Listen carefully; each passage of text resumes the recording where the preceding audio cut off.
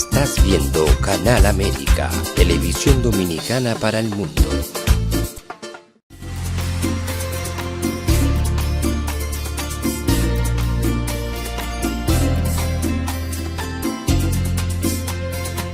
A Time for True show is sponsored by the Office of Dr. Bernard Fialkoff, a periodontal, dental implant and laser specialist in New York City, for over 40 years. Dr. Fialkoff was honored by the International College of Dentists and Pierre Fauchard, and received the Presidential Lifetime Humanitarian Honor from the White House. Call us at 718-229-3838. Sometimes life can be so damn hard. You don't know where to go. Everything keeps falling apart. Yeah. You try to do your best, but only God knows that you've given everything you've got, but the world takes you down. You just keep moving on. Let your fears.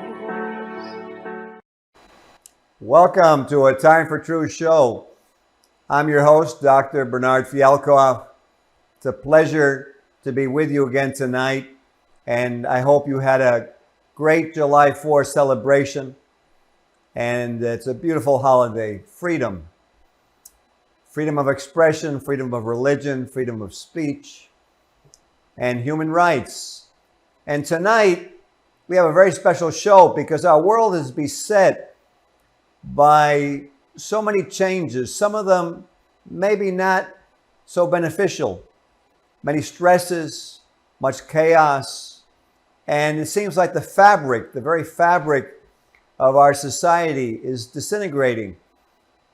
So tonight we have a very special guest, and I think it's very appropriate because he brings a facet that is very important to what I feel can repair much of what we have going on, not through legislation, but through another medium, another mode, another way. And Buddha, if we put his pictures up on the screen, I want to introduce to our viewers Chief Apostle Leonard Lucas Jr. And there you go. There you see him. Chief Apostle Lucas of New Orleans has multiple distinctions as progenitor, mentor, teacher, apostle, prophet, visionary, husband, father, grandfather, motivator, founder, entrepreneur, and life changer. He defines himself as a servant, one who simply serves, something very important in today's world that we've lost sight of. He mirrors a scripture in Matthew 20:27, which states, "And whoever will be chief among you, let him be your servant." Chief Apostle is the founder and overseer of Light City Church, now located in the lower 9th Ward community of New Orleans. And with his wife of 45 years, prophetess Varnice Lucas, they founded Light City Christian Academy for education and to instill Christian values in the young people of New Orleans. His commitment to changing the lives of people is evident in all phases of his life, serving as state representative for House District 99, working tirelessly as an activist upholding the causes in his community, and being instrumental in assisting various ministries. Apostle Lucas has a passion for the business world and has motivated and assisted many entrepreneurs starting new businesses. He is known nationally and internationally for his precise prophetic mantle, apostolic and kingdom teaching. In 2011, the Reverend founded the L Fellowship as a catalyst to guide churches and church leaders in establishing kingdom reign and authority, teaching kingdom living and divine revelation, and continues to inspire his church community and many others. His ultimate goal is to serve as a support and to undergird others in the fivefold ministry. An engineer, if you will, let's bid a warm welcome and bring him up live to Apostle Lucas to A Time for Truth show. Welcome. Well, glad to be with you, Doc, and I appreciate the opportunity that you have afforded us to be able to share with your show today. And I give God the praise, the honor, and the glory for it. And it is a tremendous privilege to be able to share it with you.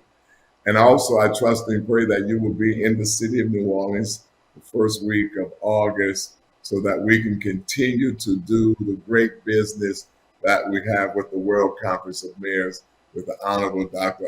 Johnny Ford. So it is a privilege and an honor to be on your show tonight. And I trust and pray that we will say the right things to help the people that are in dire straits all around the world.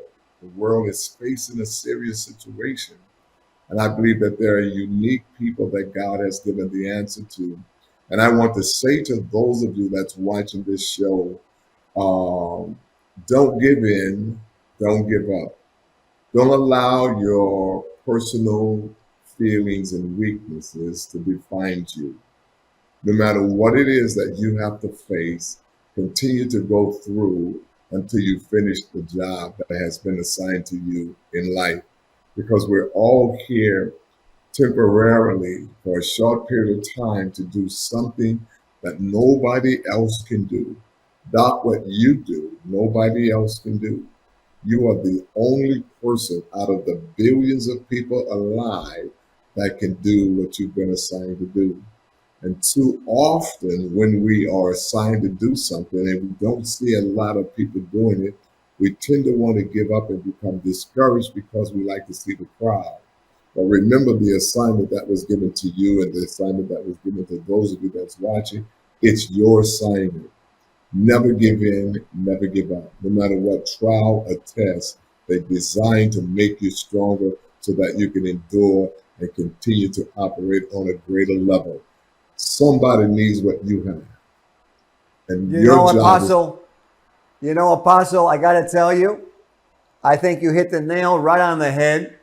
And what you just said, I think is something I want to reinforce to our viewers, is that absolutely each one of us is so important in this world.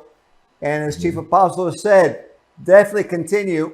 And for those of you who would like to attend, there's a World Conference of Mayors meeting, very important meeting, New Orleans, August 3rd to the 6th. And yes, we look forward to seeing. I'm definitely going to be there. But this show is about you, Apostle. So let's I know you're a very humble man, but you have a lot to give, and your example is very important. So let's start out with the beginning. As a young man, what were your dreams? My dreams initially was nothing. I didn't know what was on the inside of me. And I compared my life to the lives of those who were successful, and it made me feel even less important. But I saw the cries and I saw the pains of my community. So instead of repeating it, I decided to get up. I decided to go in.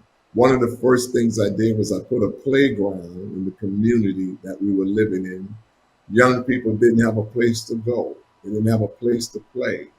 So I built a playground, basketball, volleyball, horseshoe, giving the kids in the community a safe environment.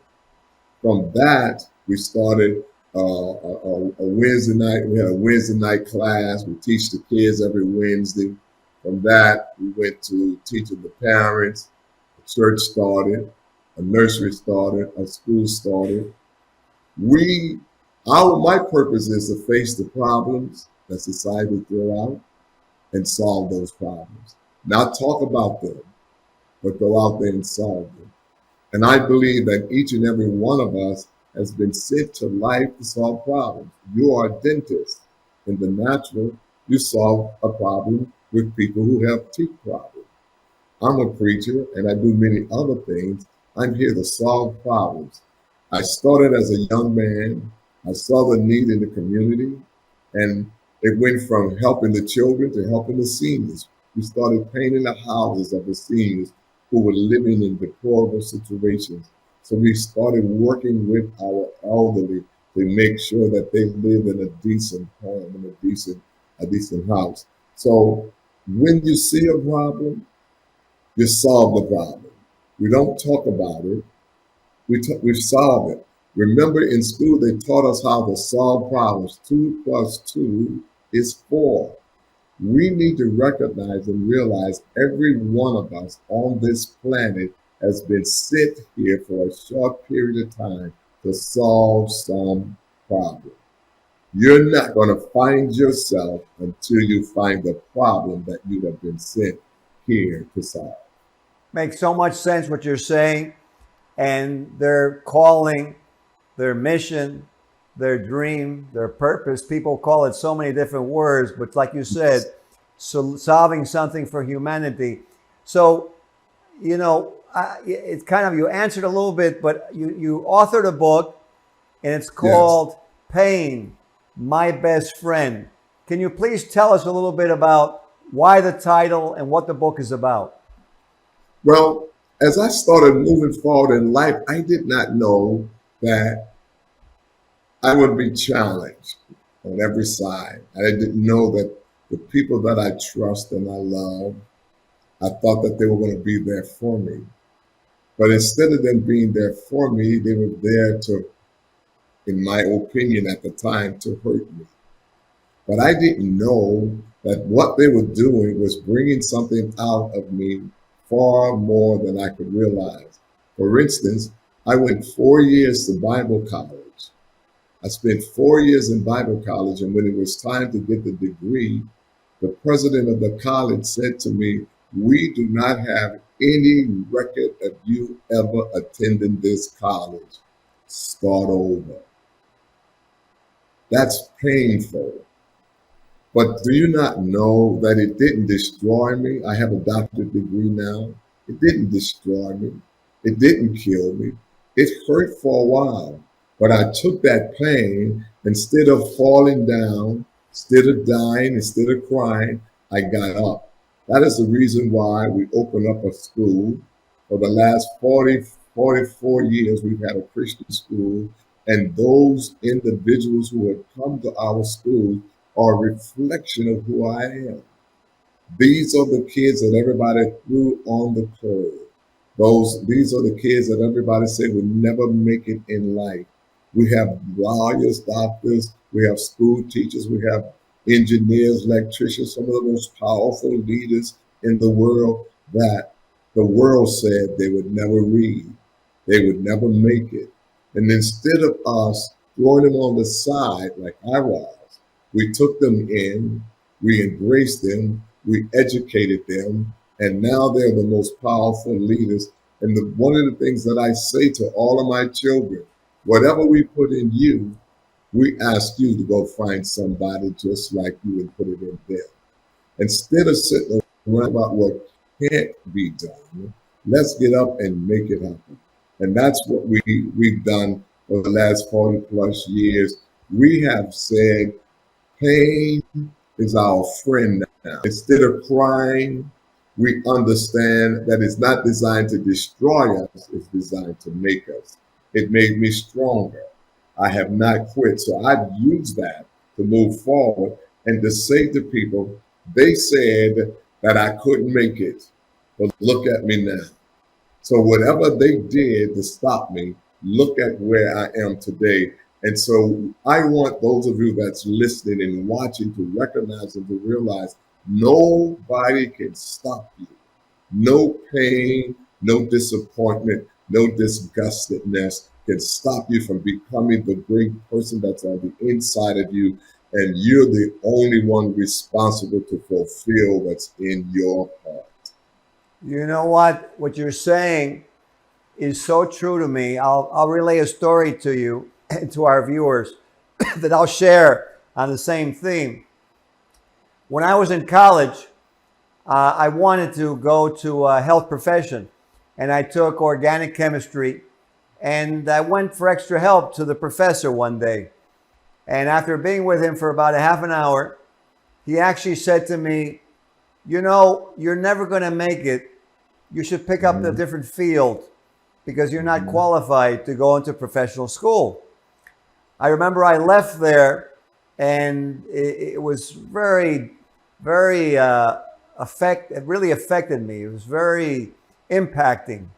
And as I walked home, like you said, I also had pain, emotional pain, but I continued. And just as you said, this doctor, this professor who told me I would never make it, never realized, but I ended up becoming the valedictorian of my dental school, went on to become a specialist in periodontics and implantology, and as you know, took on a program to help with communities, help against drugs, and spoke at the UN now 6 times. So, you know, Apostle, I am totally with you, and I think our viewers need to listen to what you're saying because it's so true. Now, because your words are so impactful, I want to ask you the next thing, because I know the viewers will get a lot out of this. What was the vision that came to you? Why did you decide to found your school, Light City Christian Academy? Well, in the great city of New Orleans, Louisiana, every day, years ago, all we heard was, our kids are not learning. Our kids cannot learn. And so instead of saying what they said could not happen, I said to myself, we need to start a school, a Christian school. And as a result of that, we had people bringing their kids to us. The vision inside of me was one that I faced as a child. As you just stated, no one seeing the greatness inside of you, and folk looking at you and predetermining your value and your worth. And in our culture, as you know, in America, we have already been devalued. And so instead of allowing the world to devalue us, we took on a project of educating kids by the thousands around this city, and now they have become some of the greatest. I didn't think that I could do it, but something inside of me kept driving me. And as I began to move forward, doors started opening, people started coming, and folks started turning. We got to a place where people would turn their kids over to us and say, Reverend, I'm giving you my child. Whatever you want to do with them, do it.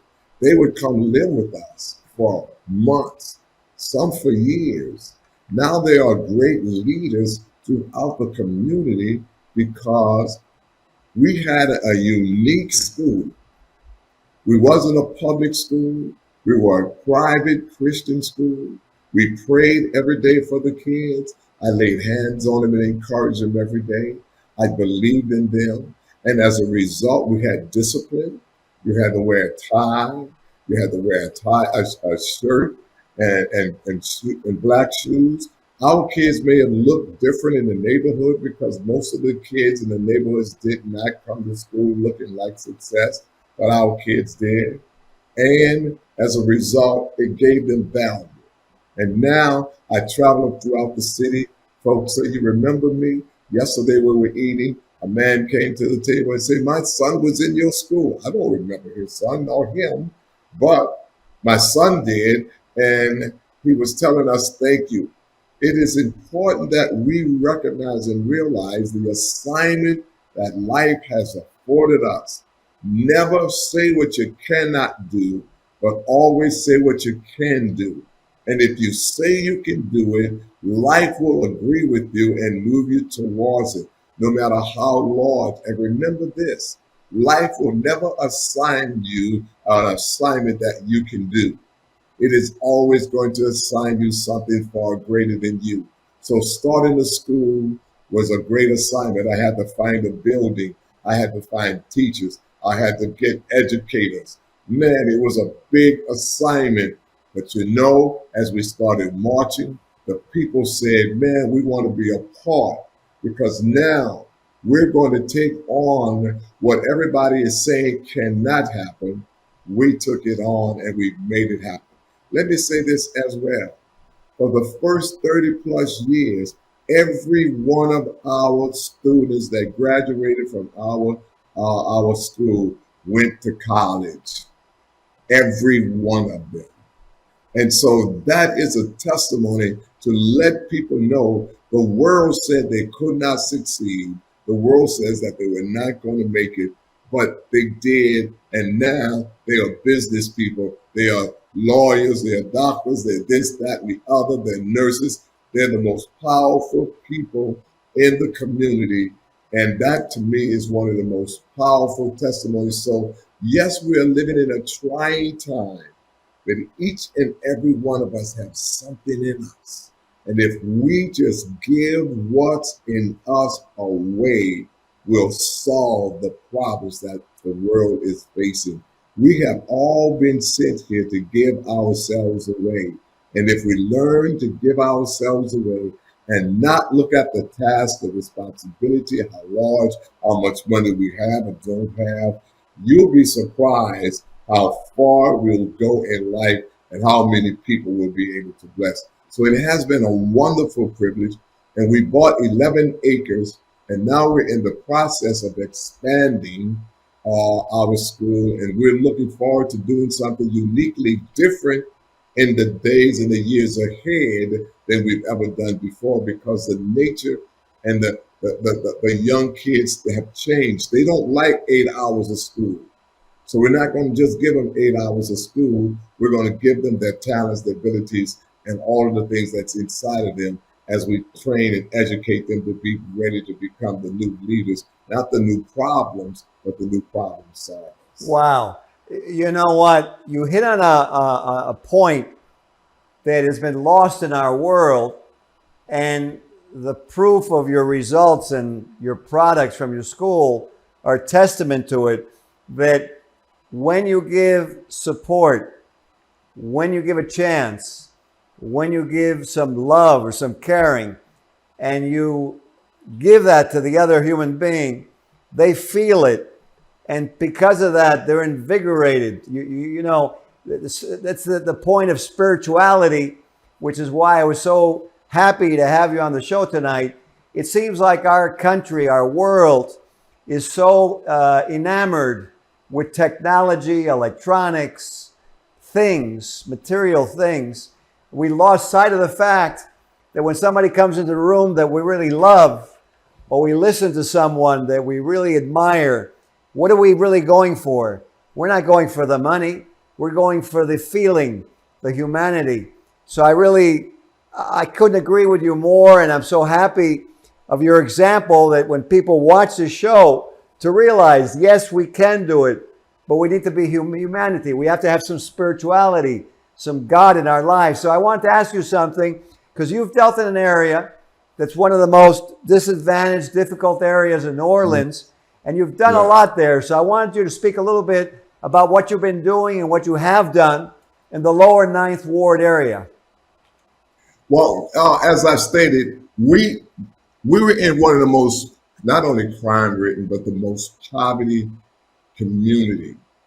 This community, they didn't have streets, no pavement, houses, poverty on the highest level.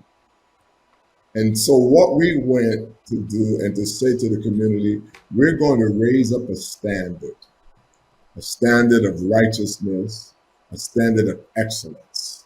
So everything that we did was to show them that in the midst of all of the chaos, all of the confusion, we can show you that you can succeed in the midst of one of the darkest communities in the city of New Orleans. We started building houses, brand new first-class brick homes. We started sharing with people that you don't have to be defined by the circumstances and the situations that you are facing. You have to make a difference in that community. And that's exactly what we did. As I've stated, we did not become the problem. We became the problem solvers. And when people realized when there was time to feed people, we fed them.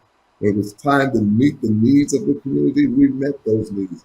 We went into communities that everybody said don't go into, but we went into those communities and we found that those people were receptive.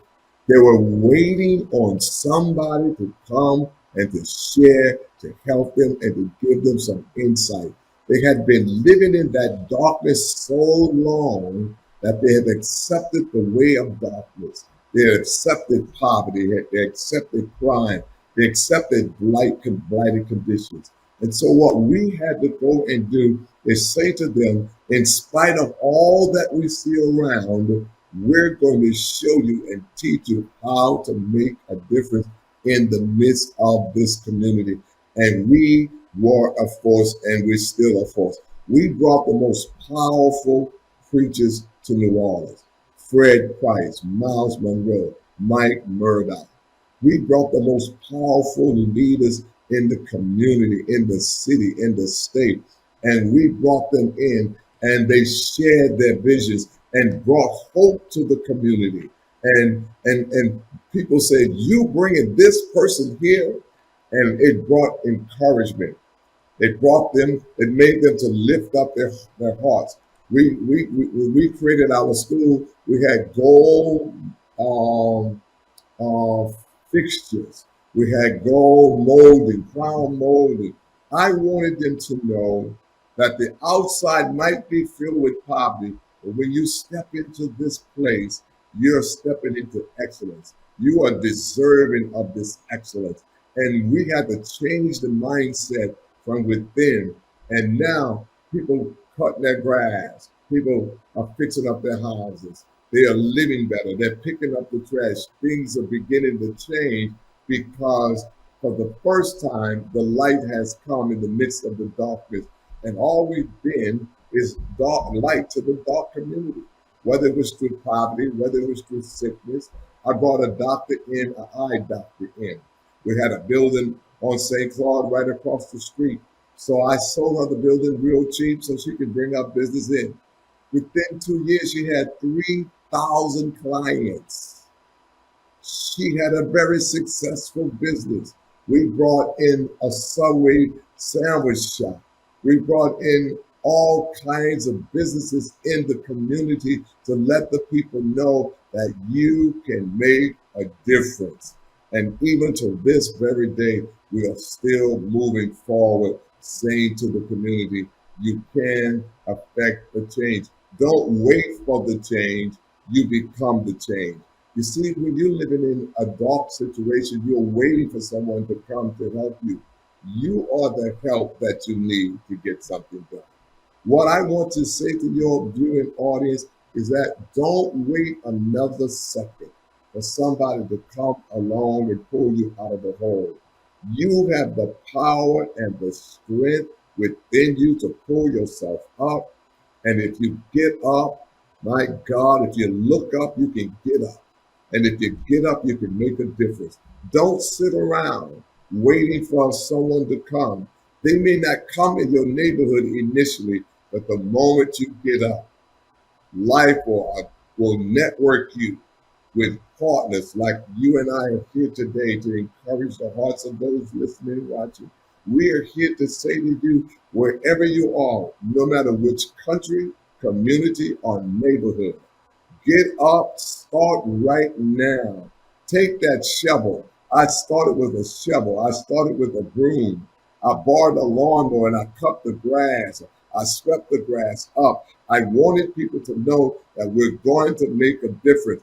And then people started saying, I got some flowers. Can we put some flowers over there? We got some trees. Can we grow some trees? And all of a sudden, it started catching on. People are waiting on you. Don't you wait on people. You know, Prophet, it's amazing. Your words are so appropriate for this world. I had such a good time with you. I know our viewers had. We've run out of time for this particular show. But you know what? Your words are so poignant and so on the mark. As Chief Apostle Leonard Lucas Jr. has just so eloquently stated. Get up. Don't wait.